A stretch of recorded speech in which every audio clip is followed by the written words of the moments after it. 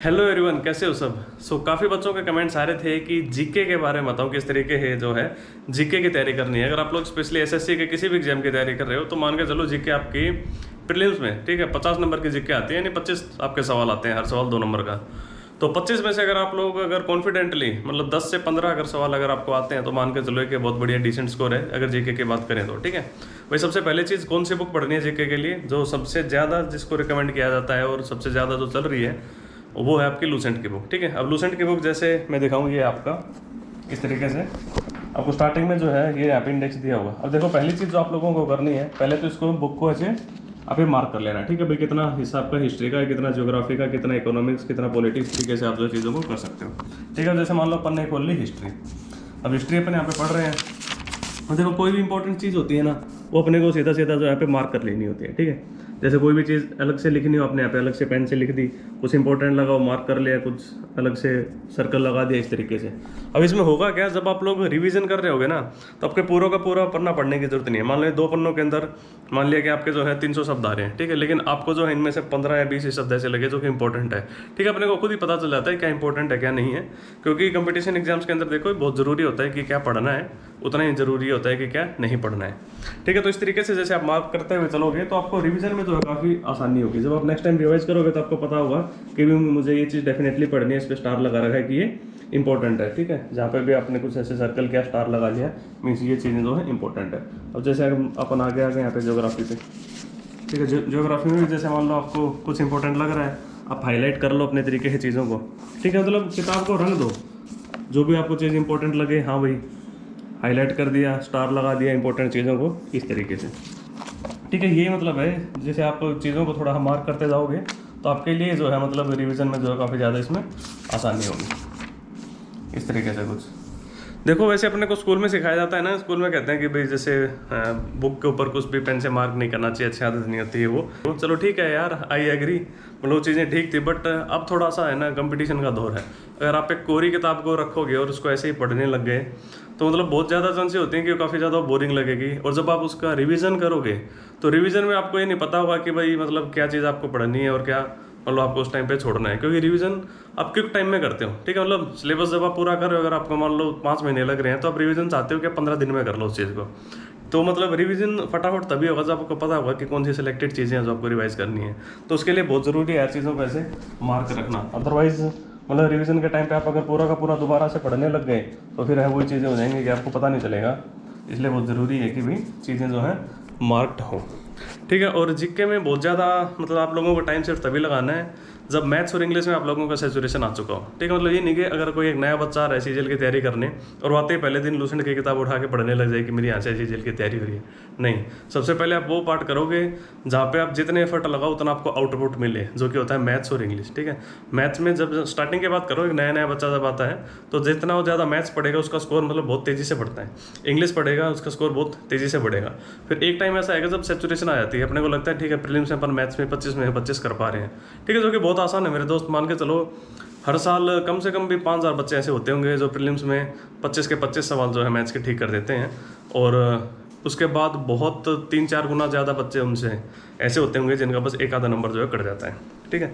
और यही चीज़ होती है इंग्लिश के साथ। तो जब आपको ये लगे कि मैथ्स और इंग्लिश में सेचुरेशन आ गया, अब बहुत ज़्यादा स्कोप नहीं है यहाँ पे ग्रो करने का, तब आप जीके पे जो है बहुत ज़्यादा टाइम दो।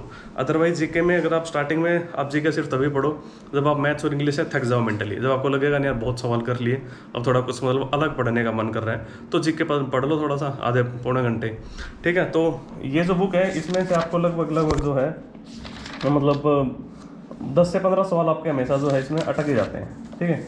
तो 10-15 सवाल अगर आपके अटक गए तो मान के चलो आपके जो है यानी कि आपको 20 से 30 के बीच में जो है आपको स्कोर यहाँ पे बन सकता है इजीली। और जीके में अगर आपका 25 स्कोर आ गया ना 50 में से, तो मैं तो बहुत बढ़िया मानता हूँ 25 स्कोर को, ठीक है। मैं अपनी पर्सनली बात करूँ तो देखो मैंने भी सीजीएल के एग्जाम्स क्लियर किए हैं, जीके मेरी हमेशा से ही पंतर रही थी। तो मेरे तो मैक्सिमम जो मुझे स्कोर मिला एक बार जीके में दैट वाज 27.5, ठीक है। सीजीएल 18 में जब मुझे एक्साइज इंस्पेक्टर की पोस्ट मिली थी तो उसमें काफ़ी मतलब हेल्पफुल रहा। यहाँ से लगा कि अगर वहीं पे मेरे 27.5 की जगह अगर जीके में मान लो 12.5 या 10 या पौने 10 इस तरीके से नंबर आ गए होते हैं तो मतलब शायद मुझे एक्साइज इंस्पेक्टर नहीं मिलता। ठीक है। तो जीके थोड़ा सा मतलब इतनी वैल्यू तो जीके को दो कि आप यहाँ पे आराम से 20 से 30 के बीच स्कोर कर सको। इससे ज़्यादा उम्मीद भी नहीं रखनी है आपको जीके से, ठीक है, क्योंकि जीके धोखा दे सकती है। ऐसा भी हो सकता है कि आप इस लूसेंट को बहुत ज़्यादा पढ़ लो और उसके बावजूद भी आपके जीके में 10 नंबर न आए, और ऐसा भी हो सकता है कि आपने पूरी लूसेंट पढ़ ली और आपके जीके में 35 नंबर आ गए, ठीक है। तो जीके मतलब बहुत ज़्यादा अनप्रिडिक्टेड सी होती है। लेकिन मैथ्स और इंग्लिश जो है, अगर एसएससी के मैथ्स और इंग्लिश की बात करें तो ऐसे नहीं होते, ठीक है। मैथ्स जितना आप पढ़ोगे उतना आपका नंबर आ जाते हैं, इंग्लिश में भी ऐसा ही है, ठीक है। मैथ्स में बस कोई सिली मिस्टेक ना हो जाए, अदरवाइज जीके के अंदर जो है सिली मिस्टेक के चांस नहीं होते। कोई चीज़ आती है तो आती है, नहीं आती है तो वो नहीं आती है। तो जीके पढ़नी है तो देखो यार, किताब को थोड़ा सा मतलब मार्क करना ज़रूरी है, और प्लस थोड़ा सा ट्रिक्स के साथ याद करना ज़रूरी है, ठीक है। आप हर इंसान अपनी एक अलग ट्रिक बना लेता है, किसी भी शब्द को तोड़ मरोड़ के उसका अलग मतलब निकाल के जिससे कि वो चीज़ों को याद रख सके। वो ट्रिक्स भी जो आप अपनी छोटी छोटी जो यहाँ पे साइड में इस तरीके से लिख सकते हो, ठीक ना। जिसने जो भी ट्रिक बनाई हो उस तरीके से चीज़ों को लिख लो, मतलब कोई दिक्कत नहीं है यार। मतलब ओवरऑल अपने को रट्टा ही तो मारना है चीज़ों का, हमने थोड़ी ये जीवन जिया है। जैसे यहाँ पे हिस्ट्री की बात हो गई या ज्योग्राफी की बात हो गई, अब ज्योग्राफी हम थोड़ी मतलब जा जाके कहीं पे देखेंगे यार कहाँ पे क्या है पूरे दुनिया में, या फिर हिस्ट्री में हम थोड़ी आज से मतलब 100 साल या 500 साल पीछे जाके उन चीज़ों को विजुअली देख सकते हैं। आज के टाइम पे तो रट्टा ही मारना है ना, थोड़ा सा समझना है फिर रट्टा मारना है। तो मतलब उसके लिए यही तरीका है, जैसे मर्जी कर सको, मतलब शब्दों को तोड़ मरोड़ के कर पा रहे हो तो कर लो। और जैसा मैं पहले भी कहता आया हूँ कि चाहे कोई भी एग्जाम हो यार, चाहे किसी भी एग्जाम की तैयारी कर रहे हो, साथ में मॉक टेस्ट जरूर लगाना। मॉक टेस्ट भी आपको काफ़ी ज़्यादा जो है चीज़ें सिखा के चले आते हैं। काफ़ी क्वेश्चन ऐसे होते हैं जो आपको मॉक टेस्ट में आपको सामने आएंगे और फिर वो आपको याद रह जाते हैं, ठीक है। और किसी ने अभी मॉक्स नहीं लिए हैं तो मैं जैसा हमेशा रिकमेंड करता हूँ कि you guys can take text book के मॉक्स, ठीक है। टेक्स्ट बुक के मॉक काफ़ी मतलब एग्जाम ओरिएंटेड है। आपको मतलब पुराने पेपर भी जो है यहाँ पे टेक्स्ट बुक में मॉक के फॉर्म में मिल जाएंगे। यहाँ पे आप भाई कोड लगा लोगे ना, BHAI भाई कोड लगाने से आपको 25% डिस्काउंट मिल जाएगा। 1 ईयर का पास ले लेना, 375 रुपीज़ का पड़ेगा, बढ़िया पास होगा। मतलब 1 ईयर में आप अनलिमिटेड बहुत सारे मॉक्स दे सकते हो। वहाँ पे आपको SSC के CGL के मॉक्स मिल जाएंगे, CHSL के, MTS के, CPO के, मतलब रेलवे के, बैंकिंग के, आपके स्टेट गवर्नमेंट एग्जाम्स के, मतलब अनलिमिटेड, मतलब एक तरीके से पिटारा खुल जाता है। अपने 375 पे कर दिया, उसके बाद जितने मर्जी मॉक्स दो, ठीक है। और मॉक्स देने ज़रूरी है भाई, मतलब सिर्फ मॉक टेस्ट खरीद के छोड़ने से कोई फ़ायदा नहीं, या फिर अकेला मॉक देने से फ़ायदा नहीं। मॉक को देख के उसको एनालाइज करके, ठीक है, अपने गलतियों को ढूंढ के और उनसे सीख के, और ताकि वो दोबारा रिपीट न हो, मतलब ये चीज़ें करना ज़रूरी है। यही मेन पर्पज़ होता है मॉक टेस्ट, ठीक है। चलिए फिर, जैसा मैं हमेशा कहता आया हूँ कि देखो बहुत ज़्यादा मुश्किल नहीं है चीज़ें, मतलब करने लायक ही है। कि पतली सी तो किताब है यार, कितने पन्ने हैं इसके अंदर आप देखोगे तो 350 ना 313 और 314, सिर्फ 314 पन्ने यार, 314 पन्ने मात्र जीके के। और ये भी आपको सारे थोड़ी पढ़ने हैं। यहाँ पे तो आप मतलब डिसाइड करोगे ना क्या पढ़ना है क्या छोड़ना है। इंपॉर्टेंट चीज़ें यहाँ से आपको नोट्स बनाने पड़ेंगे, इतने से ये करने हैं। प्लस मैथ्स है, थोड़ी सी इंग्लिश है, मैथ्स इंग्लिश वही आपके मतलब 8वीं 9वीं 10वीं कक्षाएँ वाली चीज़ें अचीवेबल हैं, कर सकते हो। हर साल हज़ारों बच्चे कर रहे हैं, ठीक है। कंसिस्टेंसी से 5-6 महीने बढ़िया तैयारी कर लोगे, अगर बिना रुके कंसिस्टेंसी के साथ डेली अपने आप को इम्प्रूव करोगे, बढ़िया प्रैक्टिस करोगे, मॉक टेस्ट दोगे, अपनी स्पीड बढ़ाओगे, डेली इम्प्रूव होगे थोड़ा थोड़ा, बस इतना ही मांगते हैं SSC, इससे ज़्यादा कुछ चाहिए भी नहीं, ठीक है। उसके बाद काफ़ी रिलैक्स फील होएगा लाइफ के अंदर, मतलब बहुत ज़्यादा आपकी टेंशन्स काफ़ी हद तक यहीं पे ख़त्म हो चुकी होंगी, फिर नई टेंशन्स आएंगी लाइफ में, ठीक है।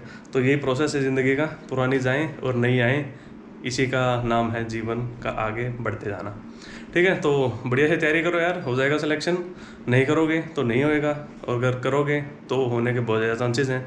बढ़िया से करोगे तो डेफिनेटली हो जाएगा, ठीक है। तो चलिए गाइज, इस वीडियो में इतना ही रखते हैं, मिलते हैं नेक्स्ट वीडियो में। तब तक के लिए tata, take care, bye bye.